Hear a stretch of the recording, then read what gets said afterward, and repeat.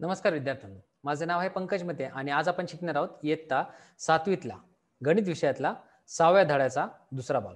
या धड्याचं नाव आहे घातांक. आता ह्या धड्यामध्ये पाहणार आहोत वर्ग आणि घन कसे काढतात आणि वर्ग म्हणजे काय आणि घन म्हणजे काय ते पाहूया. तर चला सुरू करूया या दुसऱ्या भागाला. तर या भागात आपण शिकतोय वर्ग व घन. आता वर्ग म्हणजे वर्गाची व्याख्या काय, घनाची व्याख्या काय, तर ते आपण पाहूया. कोणत्याही संख्येचा दुसरा घात म्हणजेच त्या संख्येचा वर्ग होय. कोणत्याही संख्येचा दुसरा घात म्हणजे या त्या संख्येचा वर्ग होय आणि कोणत्याही संख्येचा तिसरा घात हा त्या संख्येचा घन होय. आता वर्ग म्हणजे काय? त्या संख्येचा दुसरा घात म्हणजे काय, तीनाच्या आपण डोक्यावरती किंवा घातामध्ये जर 2 लिहिले तर याचा अर्थ काय झालाय, हा झाला तीनाचा वर्ग. म्हणजे आपण वाचन जर करायचं असेल तर तीनाचा दुसरा घात म्हणण्यापेक्षा तीनाचा वर्ग म्हटलेलं सगळ्यात सोपे.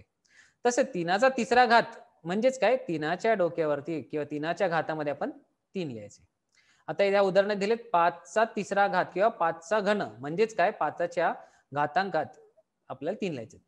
आता जेव्हा आपण घातांकात 3 लिहितो किंवा 2 लिहितो म्हणजेच काय, ती संख्या 2 वेळा किंवा 3 वेळा स्वतःशीच गुणावी लागते. तर याचे वाचन करतो. तीनाचा दुसरा घातलाच आपण म्हणतो तीनाचा वर्ग आणि 5चा तिसऱ्या घाताला आपण म्हणतो 5चा घन.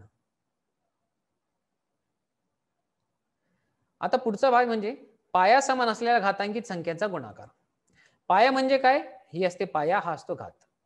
आता पाया समान असेल म्हणजे काय करायचं, तर याला 2 वेगवेगळ्या पद्धती आहेत. तर पहिले आपण जी रेग्युलर पद्धत आहे म्हणजे 2चा चौथा घात आणि 2चा तिसरा घात म्हणजे आपण करतो काय ते आपण पाहू. तर 2चा चौथा घात म्हणजे काय, 2 ह्या 4 वेळा गुणला जाणार, तर इथपर्यंत 4 वेळा गुणला.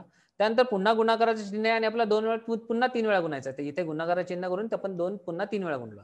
तर लक्षात ठेवा टोटल 2 किती वेळा गुणला, तर 1 2 3 4 5 6 आणि 7.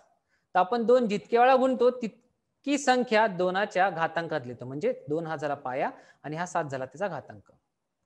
तर एक यावरून तुम्हाला काय समजते, इथे संख्या आहे 4, इथे संख्या आहे 3, 2चा चौथा घात आणि 2चा तिसरा घाताचा गुणाकार केला तर आपल्याला उत्तर येते 2चा 7वा घात.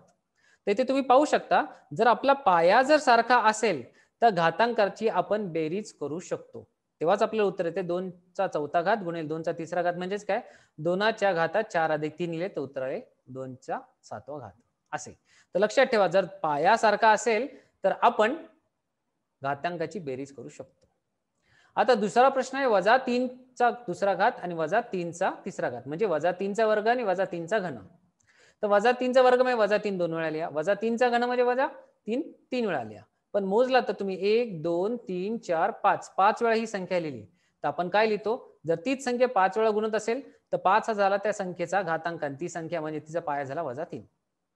जी संख्या स्वतःवरच 5 वेळा गुणते ती संख्या झाली पाया आणि जितक्या वेळा गुणते तिचा घातांक.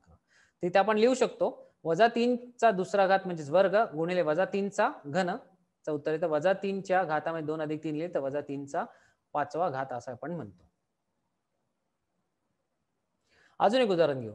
-2/5चा वर्ग गुणिले -2/5चा घन म्हणजेच काय, -2/5 पहिले 2 वेळा गुणूया आणि उरलेल्या 3 वेळा गुणूया. तर आपण पाहिलं तर -2/5 करता 1 2 3 4 आणि 5 वेळा गुणली गेली म्हणजेच काय, -2/5चा आपण घातांक लिहू शकतो 5.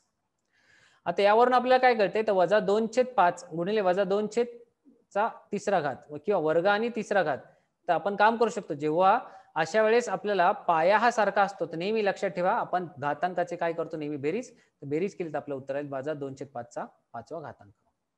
तर पहा, जर ए ही परिमेय संख्या असेल आणि एम व एन हे धन पूर्णांक संख्या असतील तर ए चा एम वा घात गुणिले ए चा एन वा घात. तर आपण कसे लिहितो, ए हा दोघांचा पाया सारखा असल्याने एम आणि एन ची करतो नेहमी बेरीज.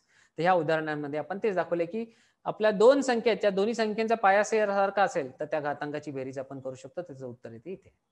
समजले? आता जाऊया पुढच्या पाठात.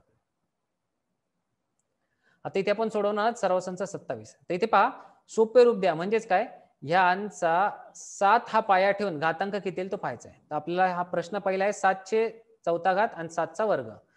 तर काय करायचे, नियमानुसार पाया तोच ठेवायचा, फक्त आपल्याला जे घातांक दिले त्यांची बेरीज करायची. 4 अधिक 2 केले 7चा 6वा घात हे आपले उत्तर येते. तसेच वजा 11चा 5वा घात वजा 11चा दुसरा घात. तर काय करायचं, वजा 11 पाया हा सारखा ठेवा किंवा जागच्या जागी ठेवा. फक्त घातामध्ये 5 आणि 2 ची बेरीज करत उत्तर आले 7. असेच आपण सगळ्यांमध्ये करू जाऊ. तर 6/7 आणि 6/7चा तिसरा आणि 5वा घात आहे, त्या घातांची बेरीज केली तर उत्तर आले 8. इथेही सारखेच हा झाला पाया वजा 3/2 आणि 5 अधिक 1 5 अधिक 3 हा झाले 8. हा 8 हा झाला त्यांचा घातांक. आता ए च्या 16वा घात आणि ए चा 7वा घात म्हणजेच काय, ए हा पाया झाल्यामुळे सारखाच ठेवू, 16 आणि 7 ची बेरीज केली ते उत्तर आले 23. तर अशा प्रकारे आपण प्रश्न सोडवलेले आहेत. तर 8 च्या घातांकात आले 23. आता 6वा सगळ्यात शेवटचा प्रश्न आहे, 5 पी छेद पाय, पी छेद 5 चा तिसरा घात आणि पी छेद 5 चा 7वा घात. तर दोघांचा पाया सेम असला तर घातांकाची होते बेरीज, तर आपलं उत्तर आले पी छेद 5 चा 10वा घात. तर आज आपण शिकलो घातांकाची बेरीज कशी करायची ते आपण पाहिले. लक्षात ठेवा, ए चा m वा घात गुणिले ए चा n वा घात हा नेहमी ए च्या घातात m अधिक n असेच लिहितात. तर चला आज आपण इथेच थांबूया, पुढच्या भागात बघूया घातांकाचा पुढचा भाग. तोपर्यंत धन्यवाद.